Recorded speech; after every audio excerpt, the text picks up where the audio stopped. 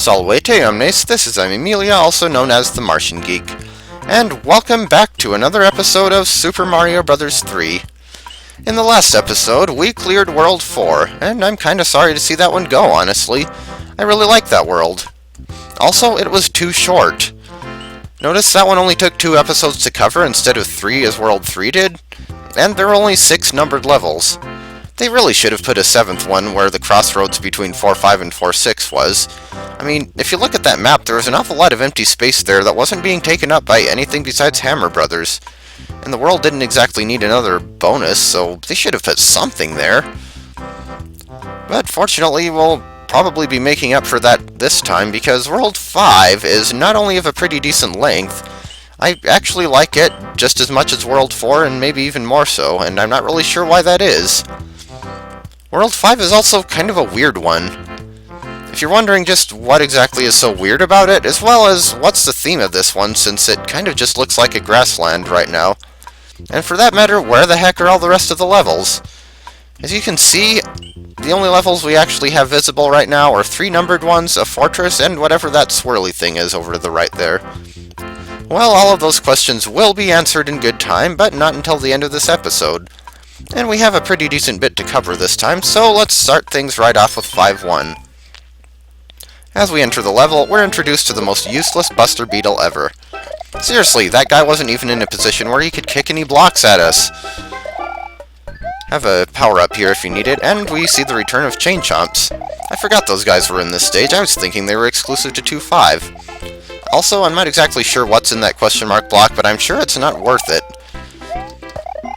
We also see Nipper Plants. I think this is the first level they showed up in, but I can't remember for sure.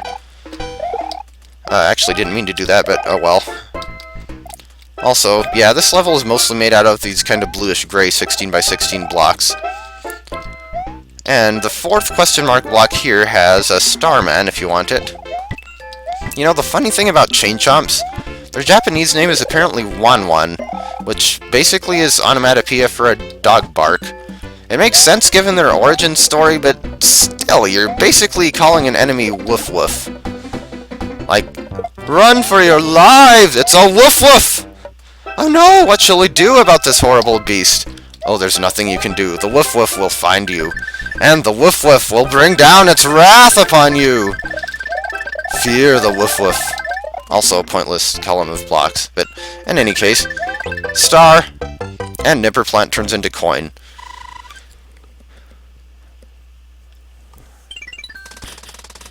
So 5-1 clear. On to 5-2.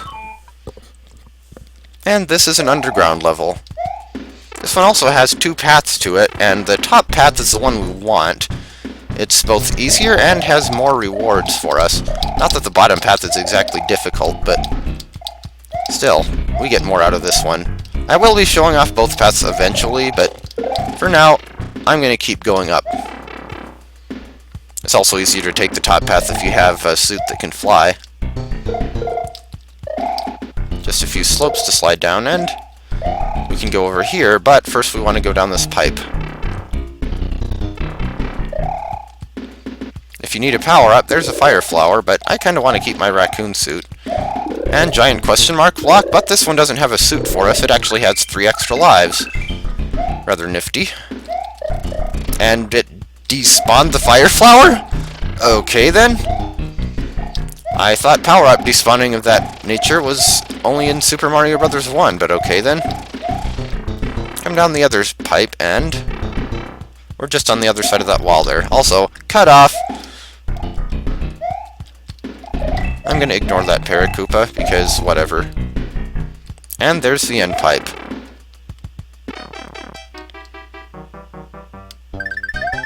Yes, that was the entire level, or at least the top path of it. Yeah, 5-2 is not particularly long and not particularly difficult.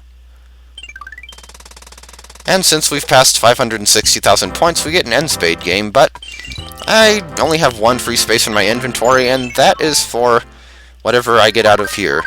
And actually, I think I know. Pretty sure that this mushroom house always gives you a Tanuki suit, no matter which box you pick. So I'll come back to that end spade game later on, but for now, let's go down the most useless pipe probably in the entire game. That pipe teleported us a whole 1 unit over to the right. Amazing.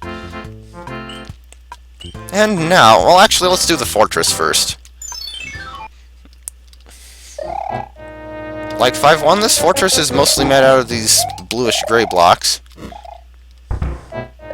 We have the standard enemies, Chomps, Rotodiscs.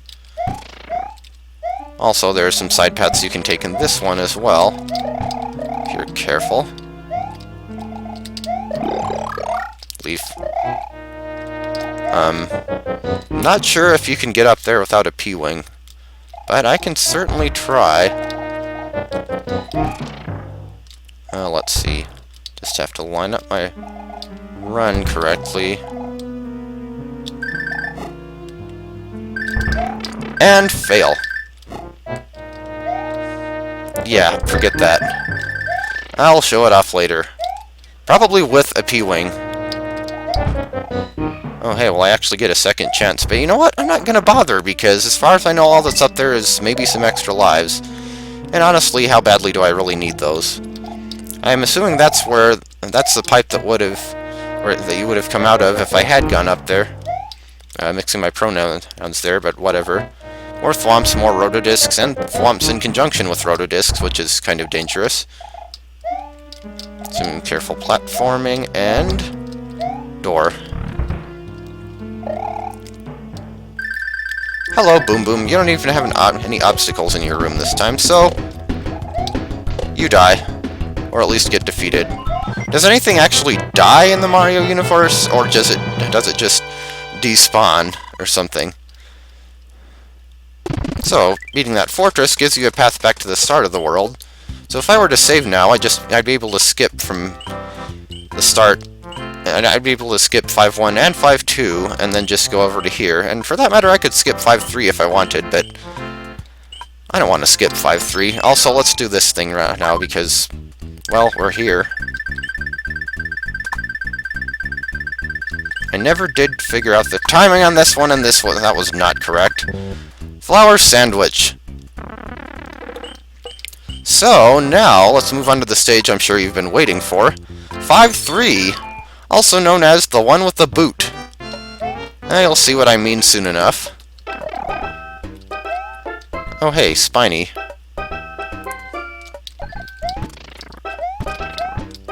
So, the gimmick of 5-3... Wait a minute. You can actually flip those guys upside down and pick them up? I did not know you could do that in this game. I thought that was exclusive to the new Super Mario Bros. Series. And it respawned. Ow. So, the gimmick of this stage is these guys. Goombas wearing shoes. Hit them from below, and they get knocked out of the shoe, and you can actually take it for yourself. And when you're in the shoe, you can actually stomp on enemies that you normally could not stomp on. That's what that message at the end of World 2 so long ago was talking about. You can stomp on your enemies using Kuribo's shoe. This is what they were talking about. This is the level in question. Unfortunately, this is actually the only level that has the Goombas wearing shoes. It's kind of sad, because pretty much everybody seems to like the gimmick, and they never even brought it back in any future Mario games. I guess if you really want to count the Super Boot in Paper Mario Sticker Star, or for that matter, the Ice Skate in Super Mario 3D World. And then there was a shout out to this whole thing in Bowser's Inside Story with the scene with the sock op enemies where you get stuck inside one of them. But there is no actual Kuribo's shoe in any other Mario platformer, or RPG really, but it wouldn't really be the same in an RPG anyway. Oh, actually, you know what? This Venus Fire Trap is bothering me, so... Oh yeah, and if you get hit, you do lose the shoe, so... You can't stomp on the fireballs. Screen-scrolling pipe down to the lower path of the level, and cut off!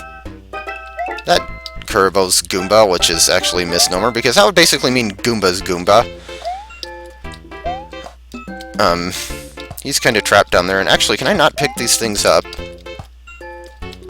What if I deliberately... Yeah, there we go. Oh, I don't get to keep my shoe.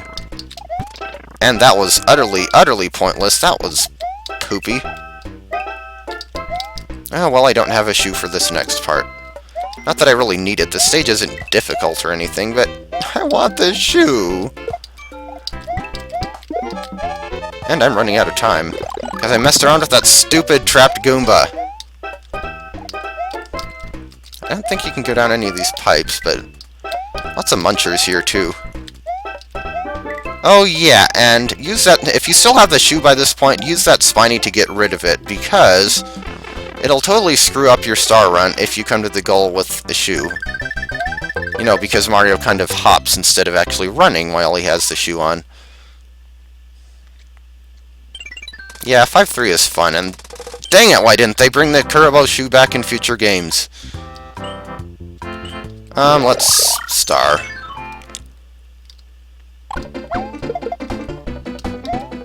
Quickest Hammer Brother battle ever, and I replaced my star with a star. And then the music starts playing at the end. There. Another star. I probably want to keep one star in my inventory. And equally quick. But, yeah, P-Wing, there we go. And interesting ending pose there, Mario. So yeah, we defeated that Hammer Brother, but you can still hear Hammer Brother noises coming from somewhere. So, what power-up can I get rid of next? Let's drop the mushroom. What happens if I try to use the anchor on something that's not an actual castle? It actually did get used. Okay, so now I'm down 2 items. Let's see. Is there anything else I can toss? I can probably drop one more star. I shall be invincible and defeat all the enemies in the N-Spade game. So we have a blank slate here. Star, star. Guess I totally needed more stars that I never use. 20 coins, and... Is this a 1-up? It is. At least that doesn't take up inventory space. Oh, whoops. Why did I flip that one? I already knew that was a mushroom. Okay, well, I still have 2 spaces in my inventory. But I'll fill those up soon enough. For now, it's time to move on to Swirly Castle. I don't know if this stage actually has an official name, but my cousin always called it Swirly Castle back when I played this game on his Super Nintendo, and that was also when I was introduced to the Warp Whistles. That was the shortest-lived power-up ever. So I've just called it Swirly Castle ever since, I suppose. This is a more vertically oriented level. It basically acts like a fortress, but fortresses, like I said, don't tend to be very vertical like this. Actually, I don't think there are any fortresses in the game that go vertically. But now we're up in the clouds with brick blocks in the shape of castles, or castle tops. You know what I mean. And up the pipe, and another room. Whoa. Sure wish I'd had a raccoon suit still, because I could have flapped a lot of those blocks for coins. And this room's kind of pointless. Go up here, and we're back in the clouds again. Hello, Koopa. And hello, Vine. Go up this pipe, and yeah, that stage didn't have a boss battle and it didn't have a goal, but what it did do is actually take us to the second part of World 5. Yes, World 5 is actually the only world to have 2 completely separate submaps with completely different music. World 8 does actually have multiple submaps, but they're all the same theme and they have all the same music. So yeah, that's the real theme of World 5, the sky. That's actually what World 5 is called, the sky. Creative, I know. So yeah, we'll deal with the rest of the levels, 5-4 through 5-9, as well as the castle, the other fortress, and one more wandering Hammer Brother, in the next episode. So I will see you then.